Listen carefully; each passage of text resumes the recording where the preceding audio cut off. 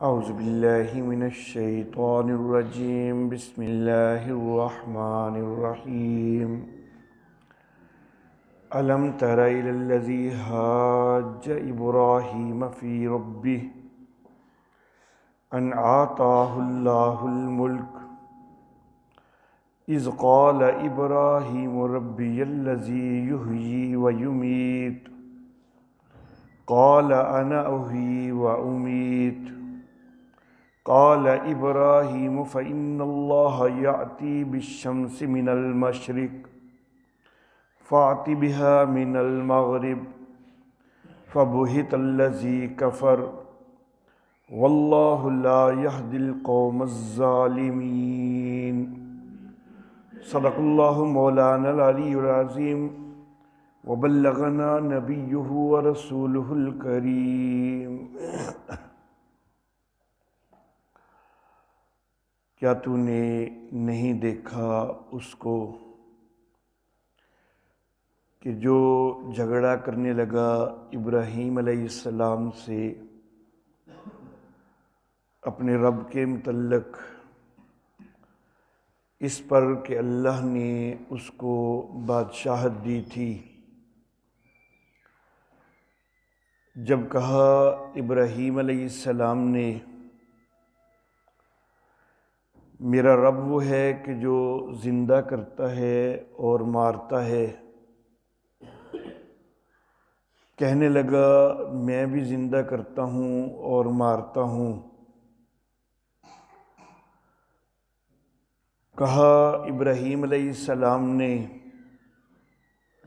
پس بے شک اللہ لاتا ہے سورج کو مشرق سے، تو اس کو مغرب سے لے آ۔ پس مبہوت رہ گیا وہ کہ جس نے کفر کیا، اور اللہ ظالم قوم کو ہدایت نہیں دیتا۔ محترم احباب،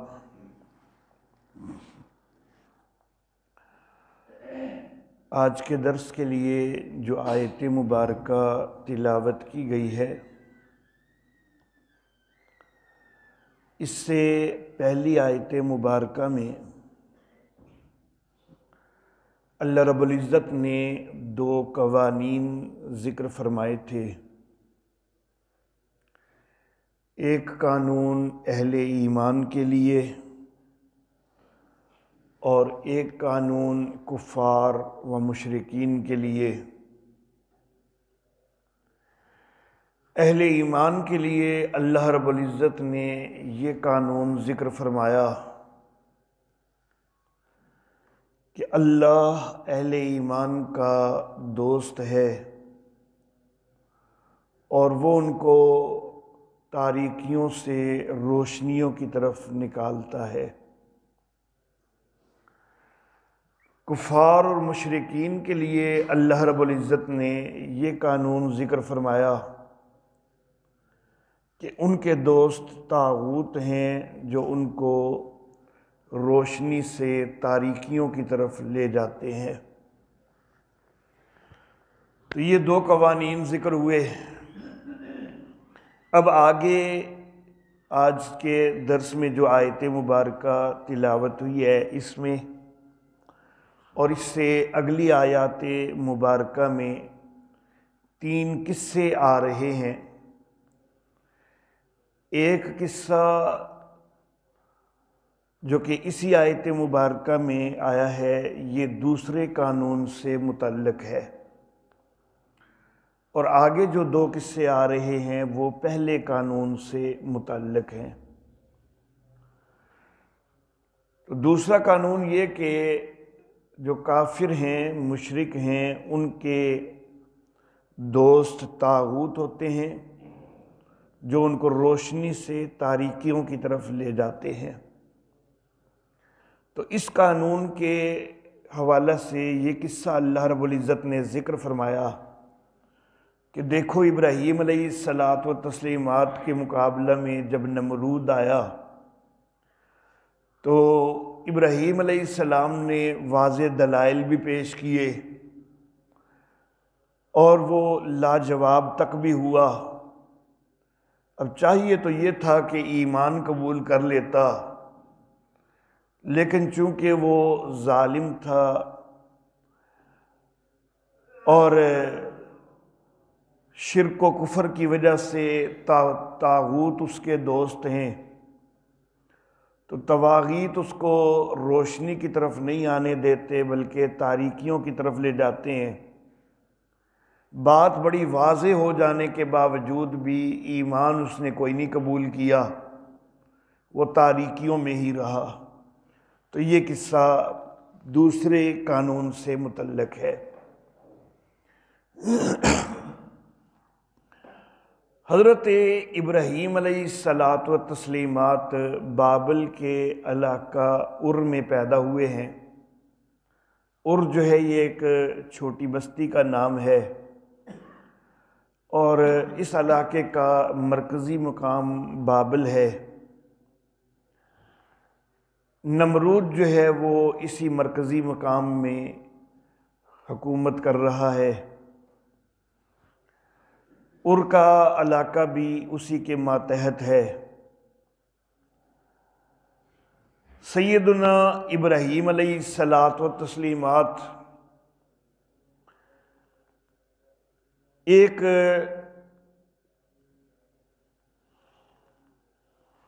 بت پرست کے ہاں پیدا ہوتے ہیں، جو کہ صرف بت پرست ہی نہیں بلکہ بت تراش بھی ہے، بت ساز ہے۔ حضرت ابراہیم علیہ الصلاۃ والتسلیمات اپنے گھر کے اندر بچپن سے ہی شرک دیکھتے ہیں، لیکن اللہ کا نبی پیدائشی شرک سے بیزار ہوتا ہے، تو حضرت ابراہیم علیہ الصلاۃ والتسلیمات اس معاملہ سے بیزار ہیں۔ آہستہ آہستہ جوں جوں پرورش ہو رہی ہے، ان کی یہ بیزاری نکھر کے سامنے آ رہی ہے۔ باپ کے ساتھ بھی بحثیں کرتے ہیں، پھر قوم کے ساتھ بحث و مناظرہ، یہ سارا سلسلہ چلتا رہتا ہے، یہاں تک کہ اللہ رب العزت سیدنا ابراہیم علیہ الصلاۃ والتسلیمات کو نبوت سے بھی سرفراز فرما دیتے ہیں۔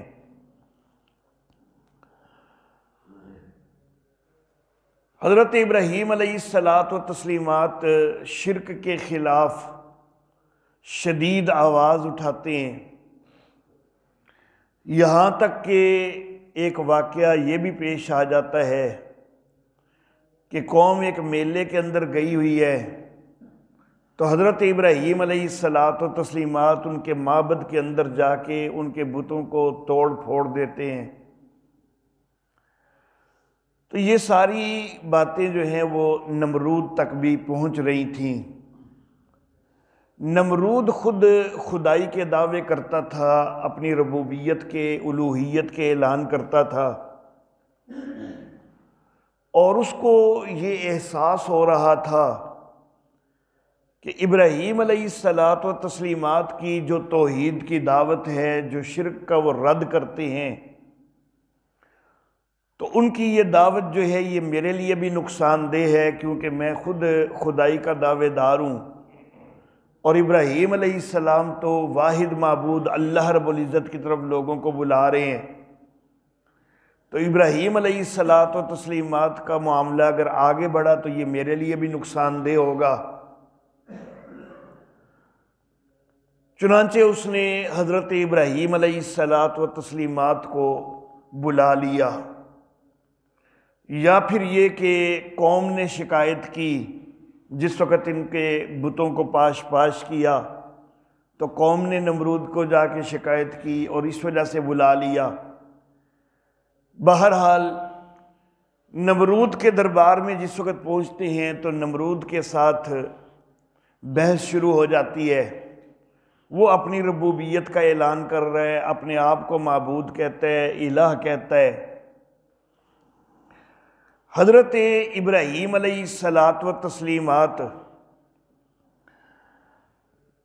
وہ اسے کہتے ہیں کہ تم اپنے آپ کو رب کہتے ہو، حالانکہ میں تو اس ہستی کو رب مانتا ہوں کہ جو زندہ بھی کرتی ہے مارتی بھی ہے۔ میرا اللہ زندہ کرتا ہے مارتا ہے، تو میں تو اس کو رب مانتا ہوں۔ نمرود کہنے لگا یہ تو کوئی مشکل معاملہ ہے ہی کوئی نہیں، میں بھی تو زندہ کرتا ہوں، میں بھی مارتا ہوں۔ ثبوت کے طور پر اپنی حجت بنانے کے لیے اس بدبخت نے ایک بے گناہ آدمی جس کا کوئی جرم جو ہے وہ ثابت نہیں، اس کے متعلق حکم دیا کہ اس کو قتل کر دو۔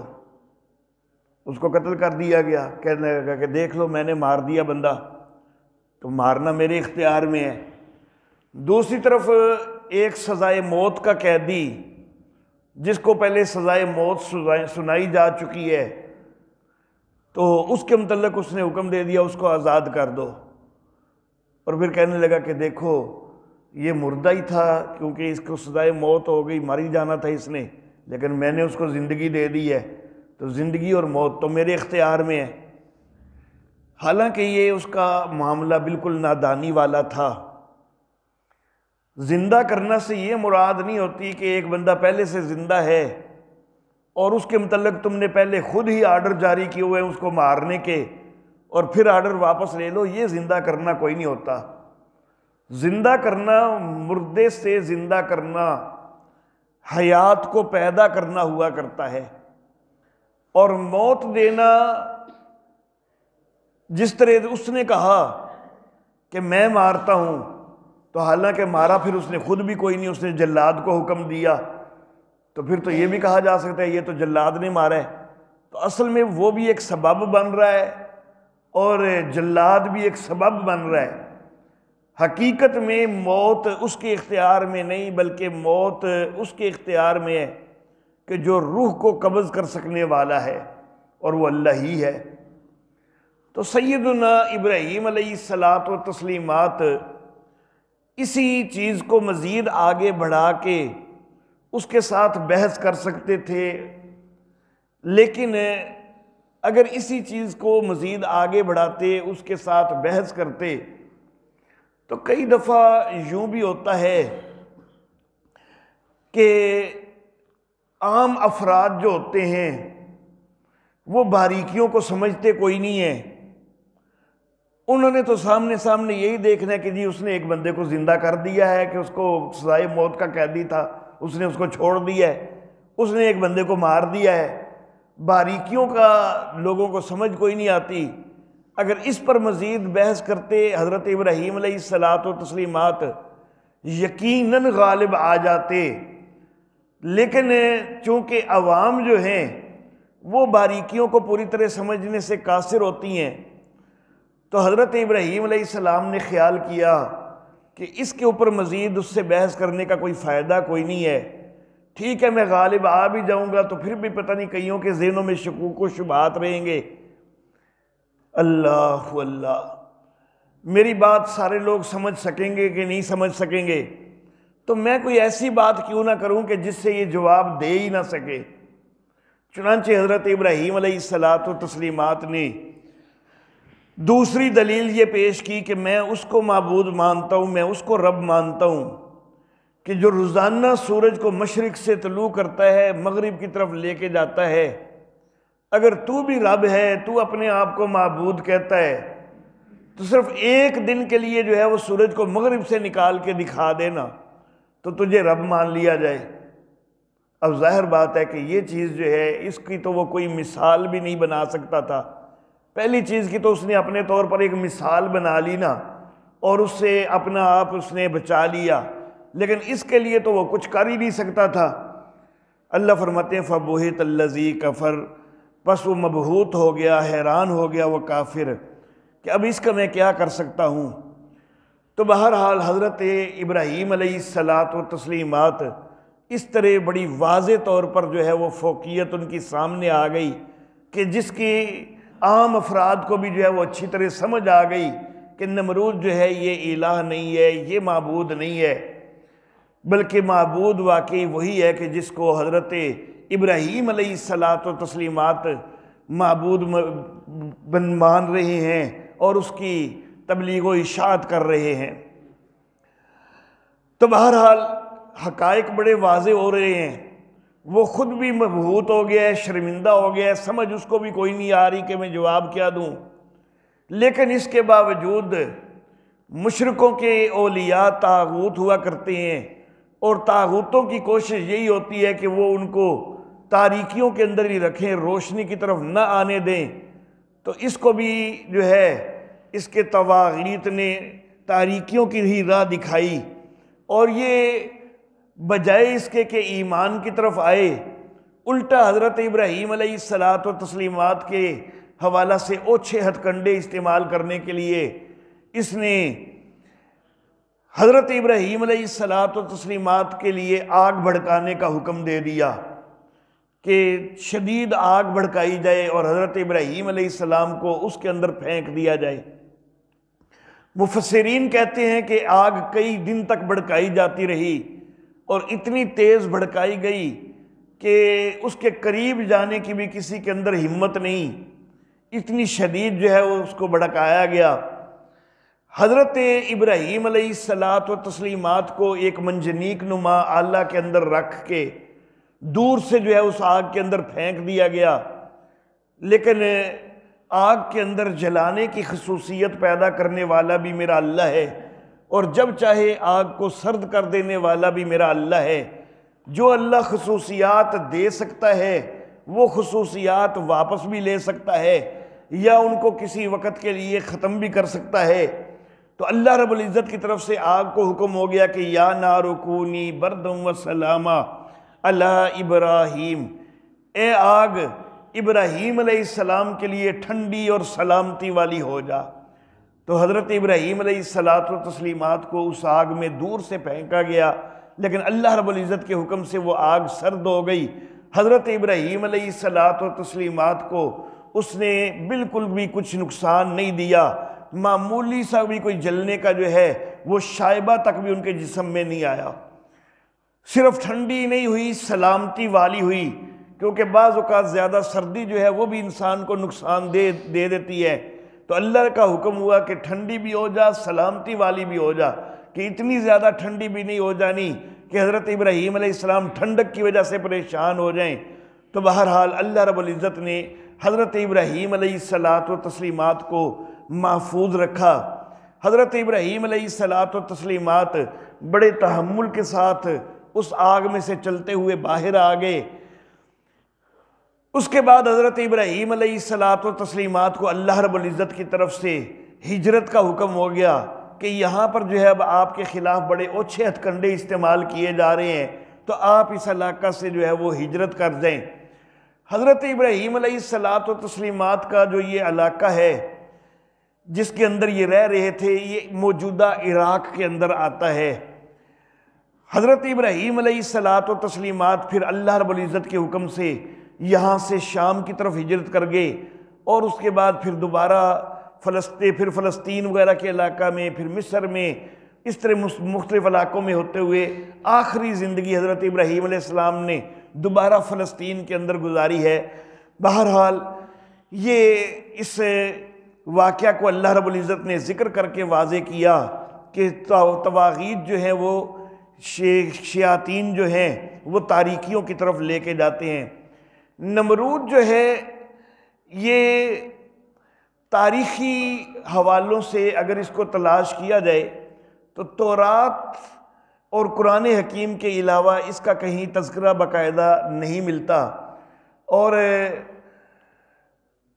محققین اس کے اوپر بہت کوشش کرتے ہیں کہ اس کو نامزد کیا جائے ان لوگوں میں کہ جن کی حکومت جو ہے وہ معروف ہوئی ہے، لیکن بہرحال اس کا صحیح طور پر تعین جو ہے وہ نہیں ہو پا رہا، کیونکہ یہ اس دور کا ہے کہ جس دور کے سارے قوائف جو ہیں وہ جمع نہیں ہیں کہ ہر علاقے کے سارے حکمران جو ہیں وہ سب کے قوائف جو ہے وہ جمع ہوتے، تو ایسے قوائف جو ہے وہ چونکہ اس دور کے موجود نہیں ہیں، اس لیے اس کا معروف جو متعین شخصیات حکمرانوں کے طور پر نظر آتی ہیں ان میں اس کا تعین جو ہے وہ پوری طرح نہیں ہو پاتا۔